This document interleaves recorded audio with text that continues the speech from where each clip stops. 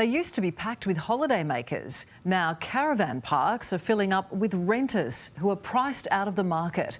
Demand has never been so high, with parks forced to turn away hundreds of desperate families, and it's set to get even worse.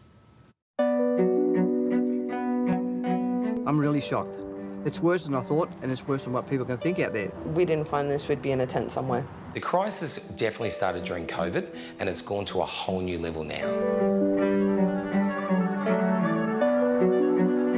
At Jeff Illich's caravan park, it's turned into a village of the desperate and homeless with nowhere else to go. It's probably the hardest scenarios we've come across. The Brisbane Holiday Village on the city's south side is a popular tourist park, but now it's full of people forced out of the rental market from surging prices and lack of availability. We're still getting 20 to 40 families a day, every day ringing. Brisbane Holiday Village, this is Jeff. Now, are you looking to come in the next few weeks, or have they just given you notice to leave? And when we do get one available, we can get 20 applications, and we're trying not to get too many because you only make one family happy.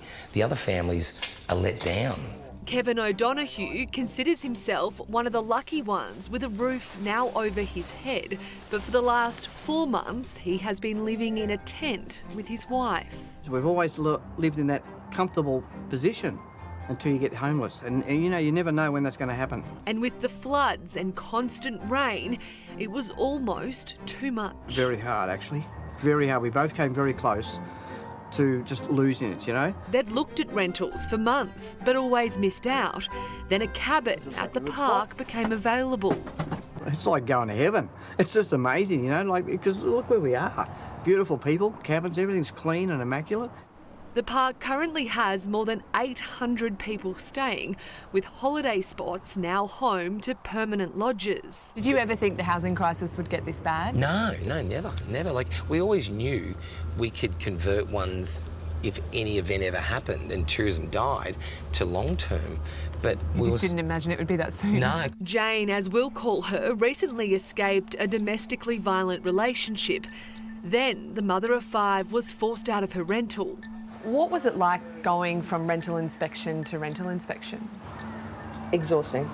Most of the time I wasn't able to take my children with me because as soon as they see you have children there, they won't even give you an application. She sought refuge at the park for now, but only a 2-bedroom was available, forcing her 3 older children to live with family elsewhere.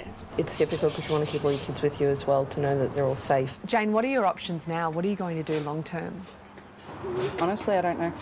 I don't have any plans for what I can do long term. They've got few choices, so they're left in a really vulnerable situation because they need somewhere to live, and that's people's experience at the moment in the rental market.